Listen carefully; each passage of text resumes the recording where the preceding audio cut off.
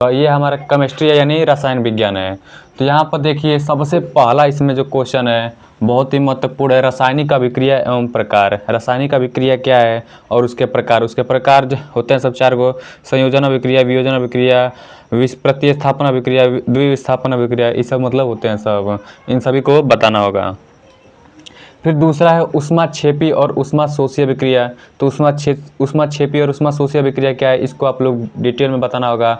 ऊष्माक्षेपी क्या होता है, जिसमें ऊष्मा का अवक्षेपण होता है, जिसमें और ऊष्माशोषी जिसमें ऊष्मा अवशोषित होता है, उसे ऊष्माशोषी कहते हैं। तीसरा है रेडॉक्स अभिक्रिया। तो रेडॉक्स अभिक्रिया, इसको आप लोग को विस्तार में लिखना होगा। रेडॉक्स अभिक्रिया को, रेडॉक्स अभिक्रिया क्या है, जिसमें किसी एक पदार्थ का ऑक्सीकरण होता था, दूसरे पदार्थ का अपचयन होता हो, उस हम लोग का क्या कहते हैं, रेडॉक्स अभिक्रिया कहते हैं। CO2 प्लस Zn होगा, कुछ इसी टाइप होगा। फिर देखिए चौथा है संक्षारण, वेरी वेरी इंपॉर्टेंट है ये संक्षारण। फिर देखिए 5वां प्रश्न हमारा है बहुत ही महत्वपूर्ण है, अम्ल, क्षार और लवण पर टिप्पणी लिखना है। अम्ल कैसा होता है, इन सभी के गुण बताने होंगे और लक्षण बताने होंगे। अम्ल जो खट्टा होता है, क्षार कसैला होता है, लवण क्या होता है, इस सभी को बताना होगा। अम्ल और क्षार के बीच उदासीनीकरण अभिक्रिया के फलस्वरूप जो उत्पाद हमें प्राप्त होता है उसे हम लोग लवण कहते हैं। फिर देखिए 6 नंबर है उदासीनीकरण अभिक्रिया। तो उदासीनीकरण अभिक्रिया क्या है, इसको भी आप लोग को आसान तरीके से बताना होगा। उदासीनीकरण अभिक्रिया क्या है, ये भी बहुत ही महत्वपूर्ण है। फिर 7वां है plaster of Paris, CaSO4 half H2O इसी टाइप होगा कुछ, CaSO4 हाफ H2O। देखिए प्लास्टर ऑफ पेरिस का सूत्र है, ये बहुत ही महत्वपूर्ण है, वेरी वेरी इंपॉर्टेंट है ये, वेरी वेरी इंपॉर्टेंट है ये। प्लास्टर ऑफ पेरिस, धावन सोडा, बेकिंग सोडा, ये सब कास्टिक सोडा, ये सब बहुत ही महत्वपूर्ण है। फिर 8वां है pH पैमाना की परिभाषा। देखिए pH की परिभाषा जो नापा जाता है ना 1 से 14 तक, 7 से कम होगा तो अम्लीय, 7 से अधिक होगा तो क्षारीय, इस तरह होता है। इसको आप लोगों को विस्तार में बताना होगा। फिर 9 नंबर है विरंजक चूड़। विरंजक चूड़ क्या है या ब्लीचिंग पाउडर क्या है, इसको आप लोग बिल्कुल आसान तरीके से बताना होगा। आप लोग ऐसा लिखिए कि एग्जामिनर को समझ में आए ताकि वो नंबर फुल दे। अब देखिए 10वां है बेकिंग सोडा। ये बस बताया है, बेकिंग सोडा, धावन सोडा, ये भी बहुत ही महत्वपूर्ण है। देखिए विरंजक चूड़, प्लास्टर ऑफ पेरिस, धावन सोडा, बेकिंग सोडा, ये सब बहुत ही महत्वपूर्ण है। फिर देखिए 12 नंबर है धातु और अधातु में अंतर बताना है। धातु के क्या होता है, धातुओं में का कौन सा गुण होता है, अधातुओं का कौन सा गुण होता है। धातु जो होता है चमकीले होते हैं, अधातु जो होते हैं वो चमकीले नहीं होते हैं। धातु में आघातवर्धनीयता होती है, अधातु में आघातवर्धनीयता नहीं होती है, लेकिन अपवाद में कुछ का हो भी जाता है। अब देखिए धातु जो होता है उसको पीटने पर ध्वनि उत्पन्न होता है, अधातु को पीटने पर ध्वनि उत्पन्न नहीं होता है। इसी तरह आप लोग विस्तार में बता दीजिएगा, इसमें अंतर स्पष्ट कर देना आप लोग को। फिर देखिए 13 नंबर है खनिज और अयस्क, वेरी वेरी इंपॉर्टेंट है। जब आप लोग का होगा ना प्री बोर्ड पेपर, उसमें पूछेगा खनिज और अयस्क यानी न तो विस्थापन और निर्वर्जन, विस्थापन और निस्थापन और वर्जन पूछेगा। खनिज और अयस्क में अंतर आप लोग को बता देना है। सभी खनिज अयस्क होते हैं, लेकिन सभी अयस्क खनिज नहीं होते हैं। हम लोग अब सबसे पहले आप लोग को बताना खनिज क्या है, उसके बाद अयस्क क्या है, उसके बाद इन दोनों में अंतर बता देना है। इस तरह आप लोग को फुल नंबर मिल जाएगा। 14 नंबर देखिए निस्थापन और भर्जन में अंतर बताना है, डिफरेंस बताना है इसमें। 15 नंबर सक्रियता श्रेणी, धातुओं को जो धातु होते हैं उनके क्रियाशीलता के आधार पर एक श्रेणी बनाई गई है, जिसे हम लोग क्या कहते हैं, सक्रियता श्रेणी कहते हैं। जैसे काशीनाथ का माली, आलू जरा फीका पकाता है, कौन है जी, आगे आओ। काशीनाथ